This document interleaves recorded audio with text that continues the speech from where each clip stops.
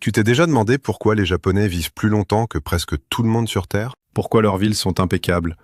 Pourquoi ils semblent si calmes, si concentrés, si déterminés? Ce n'est pas la génétique, ce n'est pas la chance, ce sont des habitudes. Des habitudes si petites que la plupart des gens ne les remarquent même pas. Des habitudes tellement anodines qu'elles semblent presque insignifiantes. Mais c'est exactement pour ça qu'elles fonctionnent. Aujourd'hui, je vais te montrer 9 habitudes japonaises qui vont transformer ta façon de penser, de travailler et de vivre. Pas des changements spectaculaires du jour au lendemain, mais une évolution profonde et durable qui se construit sur des années. Ce ne sont pas des rituels compliqués, pas des pratiques qui prennent des heures, juste de petites actions, presque sans effort. Mais quand tu les appliques avec constance, elles reshapent tout. Alors, c'est parti. Habitude 1. Kaizen. 1% meilleur chaque jour. La première petite habitude s'appelle Kaizen. Et c'est peut-être le concept le plus puissant que tu apprendras jamais. Kaizen, ça veut dire amélioration continue. Mais pas le genre où tu changes toute ta vie le 1er janvier, pour tout abandonner en février. On connaît tous ça. C'est l'inverse. Des améliorations si petites qu'elles sont presque invisibles. 1% meilleur chaque jour. C'est tout. Dans les entreprises japonaises, cette philosophie est partout. Toyota est devenu l'un des constructeurs automobiles les plus performants du monde grâce au Kaizen. Pas en faisant de grands changements, mais en encourageant chaque employé, chaque jour, à trouver une toute petite chose à améliorer. Un processus qui pourrait prendre 1 seconde de moins. Un outil placé 2 cm plus près. Un geste éliminé. Ça paraît insignifiant. Mais quand tu fais ça chaque jour, pendant des années, l'effet cumulatif est vertigineux. Tu veux te remettre en forme? Ne t'engage pas à 1 heure de sport par jour. Fais une pompe. Une seule. C'est tellement simple que tu ne peux pas dire non. Et une fois que tu en fais une, tu en feras probablement 5, puis 10. Tu veux lire davantage? Ne te force pas à lire 1 heure. Lis 1 page. 1 page, c'est rien, mais 1 page par jour, c'est 365 pages par an. C'est plus que la plupart des gens ne lisent en 5 ans. Le Kaizen supprime les obstacles. Il rend le progrès invisible, jusqu'à ce que les résultats deviennent impossibles à ignorer. Le but, ce n'est pas de se transformer du jour au lendemain. Le but, c'est de ne jamais s'arrêter d'avancer. Habitude 2. Ikigai. Ta raison de te lever. L'ikigai, c'est ta raison d'être. La chose qui te donne envie de te lever le matin. Pas ton travail, pas tes obligations, mais ce qui donne un sens à ta vie. À Okinawa, l'une des zones bleues où les gens vivent régulièrement jusqu'à 100 ans. Presque tout le monde peut expliquer son ikigai. Les chercheurs pensent que ce sens de la vie est l'une des raisons principales pour lesquelles ils vivent si longtemps. Parce que quand tu as une raison de te lever, ton corps veut continuer. Quand la vie semble vide de sens, ta santé décline, ton énergie chute, tu vieillis plus vite. L'ikigai, c'est pas forcément une grande ambition. Pas besoin de changer le monde ou de devenir célèbre. Ça peut être aussi simple que cultiver un jardin, transmettre un savoir, créer quelque chose de ses mains. L'essentiel, c'est que ce soit le tien. Pas ce que la société t'a dit de vouloir. L'ikigai se trouve à l'intersection de 4 choses. Ce que tu aimes, ce que tu sais faire, ce dont le monde a besoin, et ce pourquoi tu peux être payé. La plupart des gens ne se posent jamais ces questions. Ils dérivent. Ils font ce qu'on attend d'eux, et se demandent pourquoi la vie leur semble creuse. Alors pause. Maintenant. Demande-toi. Qu'est-ce que j'aime vraiment? Qu'est-ce que je sais faire? Qu'est-ce que le monde attend de moi? Tu n'as pas besoin de toutes les réponses aujourd'hui. Mais si tu commences à poser les bonnes questions, les réponses viendront. Habitude 3. Hara Hachibu. Arrête-toi à 80%. La 3e habitude, c'est Hara Hachibu. Et c'est l'une des façons les plus simples de vivre plus longtemps. Hara Hachibu signifie « mange jusqu'à être rassasié à 80%. » Pas repu, pas calé, juste 80%. À Okinawa, les gens répètent cette phrase avant chaque repas. Un tout petit moment de pleine conscience qui les protège de la suralimentation. Voilà le problème. Ton cerveau met environ 20 minutes à réaliser que tu es rassasié. Si tu manges jusqu'à te sentir plein, tu as déjà trop mangé. Ton corps a reçu plus que ce dont il avait besoin. Et sur le long terme, ce surplus s'accumule.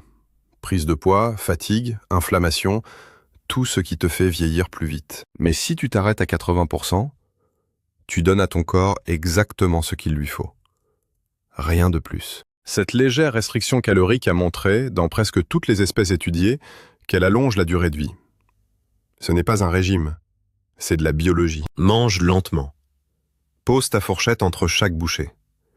À mi-repas, pose-toi la question: est-ce que je pourrais m'arrêter là et me sentir bien? Ce n'est pas une question de privation, c'est une question de conscience. Et ce petit changement de regard, c'est peut-être l'habitude santé la plus simple que tu adopteras jamais. Habitude 4, Shinrin-yoku, le bain de forêt. La 4e petite habitude, c'est le Shinrin-yoku, le bain de forêt. Ce n'est pas du sport, ce n'est pas de la randonnée. C'est simplement être dans la nature.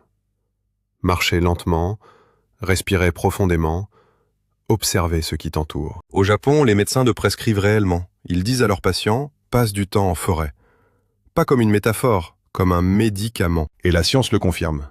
Quand tu passes du temps dans la nature, ton cortisol baisse, ta tension artérielle diminue, ton système immunitaire se renforce. Les chercheurs pensent que c'est lié aux phytoncides, des substances que les arbres libèrent pour se protéger des insectes. Quand tu les respires, ton corps réagit. Tes hormones de stress chutent, ton système nerveux parasympathique s'active. Tu n'as pas besoin d'une forêt. Tu n'as pas besoin de vivre au Japon. Il te faut juste des arbres. Un parc, un chemin, une avenue bordée de verdure. La règle? Vas-y sans distraction. Pas de téléphone, pas de podcast, pas d'objectif. Juste marcher lentement et être attentif. Remarque la lumière qui filtre à travers les feuilles. Le son du vent. L'odeur de la terre. Laisse ton esprit vagabonder. Ce n'est pas du temps perdu, c'est de la récupération. Dans un monde qui réclame constamment ton attention, cette pratique est peut-être l'heure la plus importante de ta semaine. Habitude 5. Wabi-sabi. La beauté de l'imperfection. La 5e petite habitude, c'est le wabi-sabi. Une façon de voir les choses qui change absolument tout. Le wabi-sabi, c'est l'acceptation de l'imperfection. La beauté des choses éphémères, inachevées, imparfaites. En Occident, on est obsédé par la perfection. La peau sans défaut, le corps parfait, les photos retouchées sur Instagram. Mais cette quête est épuisante, et c'est un mensonge. Parce que rien n'est parfait. Rien ne dure éternellement, rien n'est jamais vraiment terminé. Le wabi-sabi dit « c'est ok ».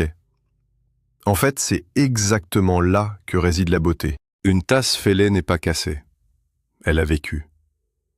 Une vieille table en bois rayée n'est pas abîmée. Elle est pleine d'histoire. Une ride sur ton visage n'est pas un défaut. C'est la carte de ta vie. Quand tu embrasses le wabi-sabi, tu arrêtes de courir après l'impossible. Tu arrêtes de te comparer à des images retouchées. Au lieu de ça, tu commences à apprécier ce qui est, tel que c'est. Et cette liberté, elle n'a pas de prix. La prochaine fois que tu remarques quelque chose d'imparfait dans ta vie, demande-toi, plutôt que de vouloir le corriger, qu'est-ce qu'il y a de beau là-dedans? Cette fissure dans le mur, cette cicatrice sur ta main, cette erreur de la semaine dernière. Ce ne sont pas des failles, c'est la preuve que tu vis. Habitude 6. Gaman.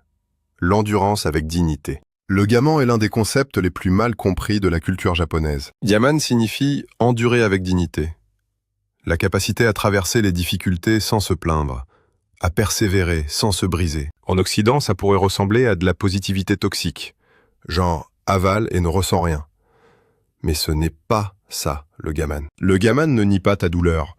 Il s'agit de ne pas la laisser te contrôler. C'est la force tranquille qui dit « c'est dur, mais je peux le traverser.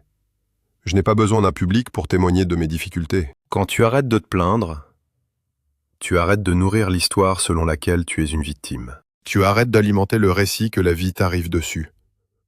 À la place, tu prends tes responsabilités. Dans un monde où chacun partage en permanence ses galères en ligne, en quête de compassion, de like, le gaman te rappelle. Tu n'as pas besoin d'un public pour être fort.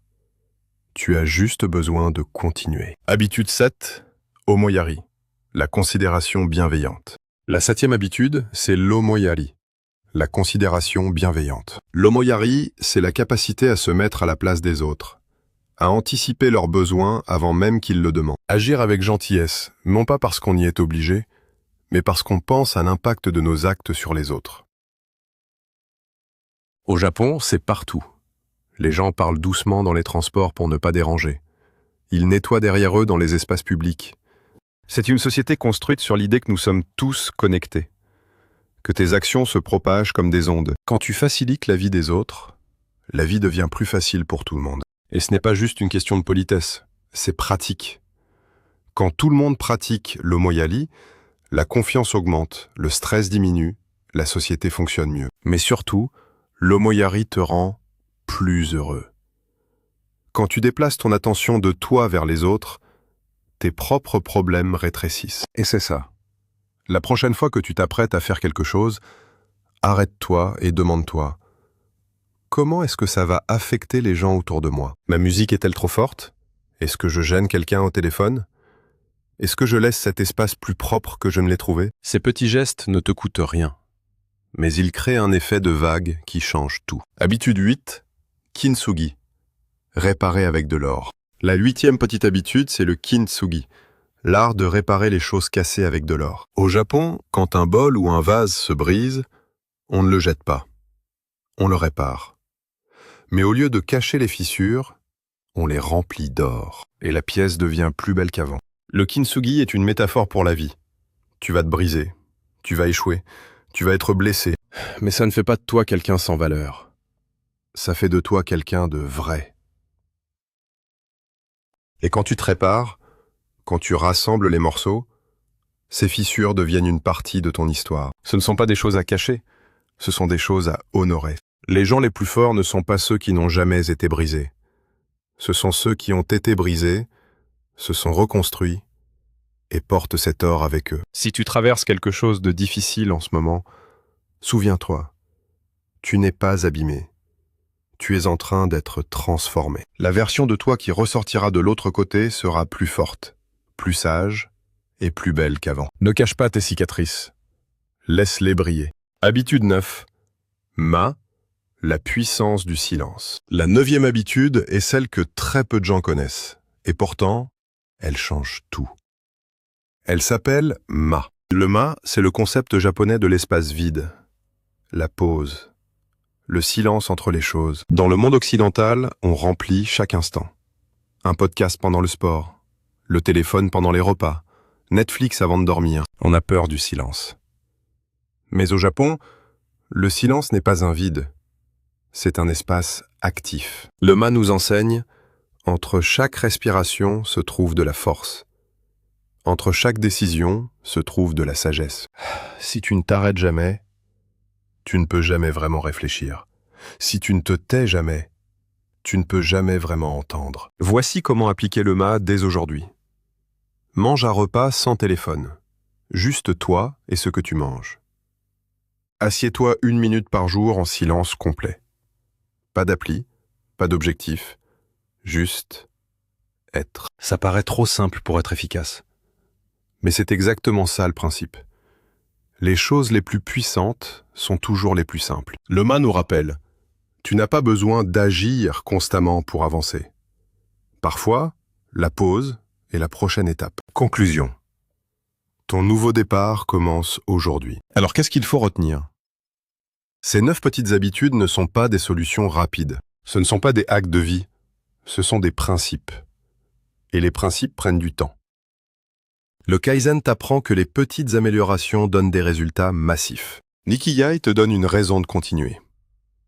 Le Hara Hachibu protège ta santé avec une seule règle. Le Shinrin-yoku restaure ton esprit en quelques minutes. Le Wabi-sabi te libère de la perfection. Le Gaman construit ta résilience en silence. Le Moyari te connecte aux autres par de petits gestes. Le Kintsugi te rappelle que se briser n'est pas une fin. Et le Ma t'offre la puissance du silence. Tu n'as pas besoin d'adopter les 9 en même temps. Choisis-en une. Commence petit, laisse-la faire partie de toi, puis ajoute-en une autre. Parce que les Japonais ne courent pas après la transformation, ils la construisent, un tout petit choix après l'autre. Et au fil d'une vie, Ces petites habitudes créent des différences massives. Une vie calme, intentionnelle et profondément épanouissante. Pas parce qu'elle est parfaite, mais parce qu'elle est consciente. Si cette vidéo a changé ta façon de voir les habitudes, abonne-toi à la chaîne. Parce que le secret du grand changement, ce n'est pas d'en faire plus. C'est de faire de petites choses, avec constance, sans avoir besoin que le monde le remarque. À la prochaine vidéo. Un trait, une idée, une vie meilleure.